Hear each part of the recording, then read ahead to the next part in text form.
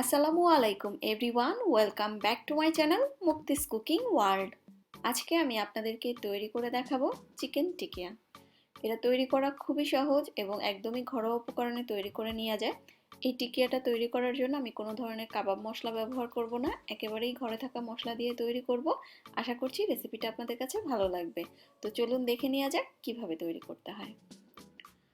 আজকের রেসিপির জন্য এখানে আমি প্রথমে নিয়ে নিয়েছি মেজারমেন্ট কাপের আধা কাপ পরিমাণ বুটের ডাল, যেটা আমি ভিজিয়ে রেখেছিলাম সারা রাত, এবং ভিজিয়ে রাখার কারণে এটা কিন্তু ফুলে ডাবল হয়ে গিয়েছে।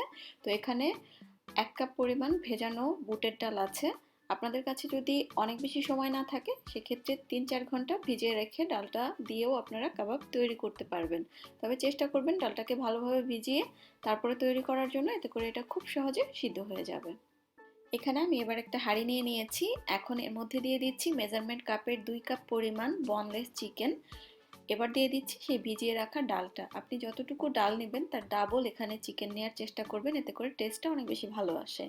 এবার দিয়ে দিচ্ছি 1 চা চামচ পরিমাণ লাল মরিচের গুঁড়া, দিচ্ছি 1 চা চামচ পরিমাণ জিরার গুঁড়া, দিয়ে দিচ্ছি 1 চা চামচ পরিমাণ বাজার থেকে কিনে আনা গরম মশলার গুঁড়া, দিয়ে দিচ্ছি আধা চা চামচ পরিমাণ হলুদের গুঁড়া, আরও দিচ্ছি আধা চা চামচ পরিমাণ ধনিয়ার গুঁড়া, দিয়ে দিচ্ছি স্বাদ মতো কিছুটা লবণ, দিচ্ছি এখানে আমি 4 টেবিল চামচ পরিমাণ রান্নার তেল, আপনারা যে কোনো তেলই দিতে পারবেন যেটা দিয়ে আপনারা রান্না করেন। দিচ্ছি এখানে আমি 3 টেবিল চামচ পরিমাণ আদা রসুন বাটা, আর এখানে আদা রসুনটা একসঙ্গে আছে। এবার সব কিছু একসঙ্গে ভালোভাবে একটু মিশিয়ে নিব। আপনারা চাইলে হাত দিয়েও মিশিয়ে নিতে পারবেন, সেক্ষেত্রে কোনো সমস্যা নেই।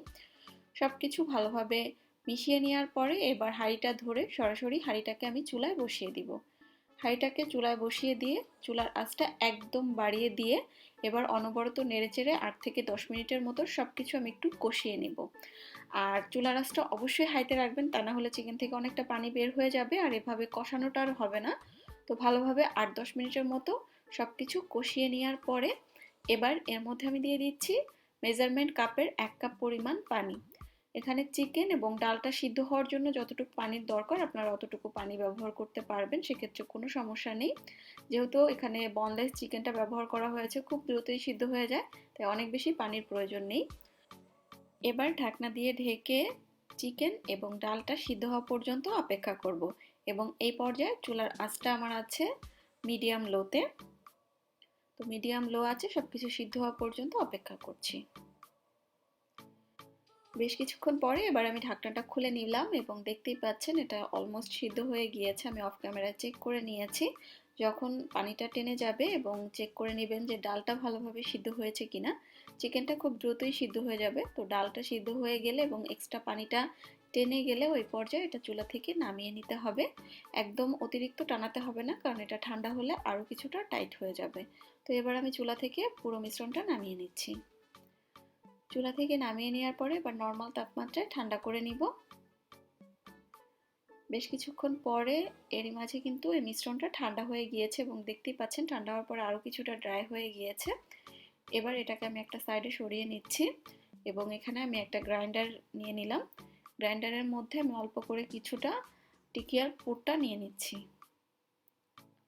সব কিছু এবার একসাথে হালকা করে আমি একটু গ্রাইন্ড করে নিব।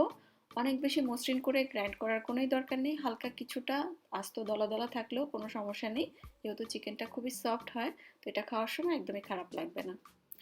এবার আমি একটা মিক্সিং বোলের মধ্যে সবটুকু টিকিয়ার মাংস ব্লেন্ড করে নিয়েছি। এখন এর মধ্যে দিয়ে দিচ্ছি 3 টেবিল চামচ পরিমাণ ধনিয়া পাতা কুচি, দিচ্ছি 1 টেবিল চামচ পরিমাণ কাঁচামরিচ কুচি, দিয়ে দিচ্ছি এখানে 1 চা চামচ পরিমাণ গরম মশলার গুঁড়া।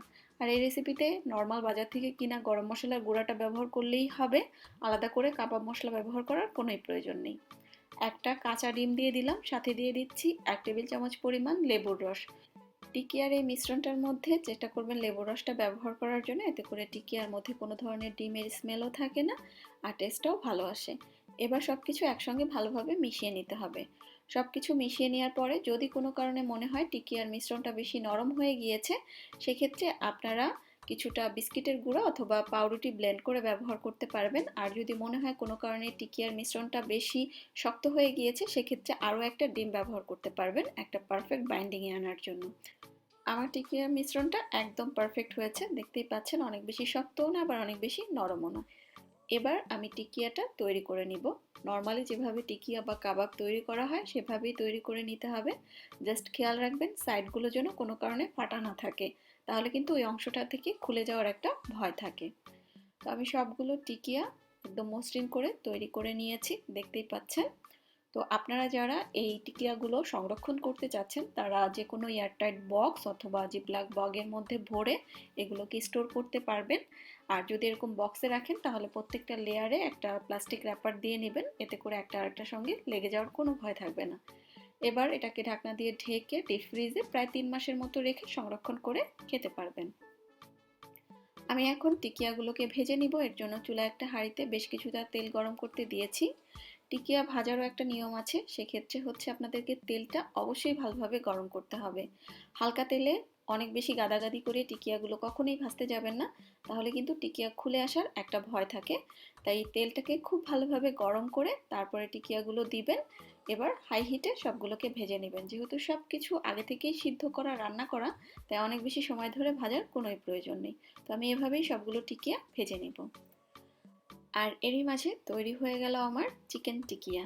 চিকেন দিয়ে তৈরি করা একদমই ঘরোয়া মশলায়, আপনারা তৈরি করে দেখতে পারেন, ইনশাল্লাহ ভালো লাগবে। আশা করছি আপনাদের কাছে আমার আজকের রেসিপিটিও ভালো লেগেছে। ভালো লাগলে ভিডিওটিতে একটা লাইক দিবেন এবং চ্যানেলটি সাবস্ক্রাইব করে পাশে থাকবেন। আজকের মতো বিদায় নিচ্ছি। সবাই খুব বেশি ভালো থাকবেন। আল্লাহ হাফেজ।